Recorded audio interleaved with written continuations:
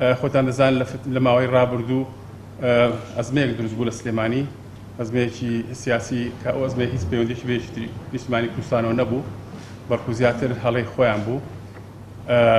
پێشتن ڕۆژێک ئاگاداری بنیان کردەوە لە وەزارەتی خارجیە کە ڕووداوە ڕوویداوە.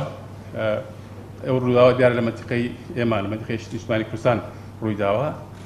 ئیتر ئاگاداری ئەویان کردینەوە کە ئەوان نامرتاح لەو سیاسەتەی کە لێرە لە دامدەستگاکانی ئەمنی. دیارە مەسەلەکە وای لێ هات کە بۆ مای ئەوەی کە ئۆفیسەکەی یەکێتی لە ئەنقەرەدا بخرێ و داواشیان لەمە کرد کە لە ماوەی 3 ڕۆژ کە مەکتەبی یەکێتی نیشتمانی کوردستان دابخەین.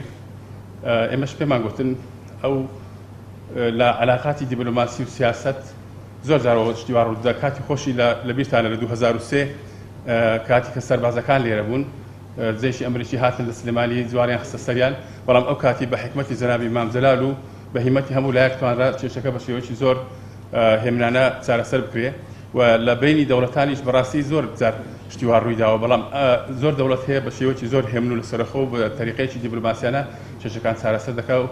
بەڵام ئەو جاریان بەداخەوە تورکەکان تۆزێک بە شێوەیەکی زۆر دیپلۆماسی وشک کارەکەیان ئەنجامدا.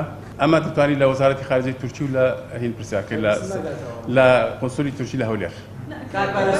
من پێش ئەوەی بگەمە پێش ئەوەی برای خۆم پێش ئەوەی کە لەگەر سەرکردایەتی و مەکتەبی سیاسیەکێتی دابنیشم ناتوانم هەندە شتێ ئێلام پێویستە بە دۆسی سیاسیەوە یا ئەمنیەوە.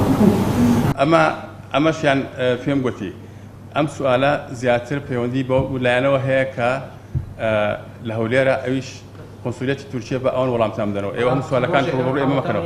پێم وایە تورکیا زۆر بە ئاشکرا لەگەڵ ڕێفەرەندوم نییە، دژی ڕێفەرەندومە و دڵنیاشم لەوەی ئەو ڕێفەرەندوم لە 25 نۆ ناکرێت.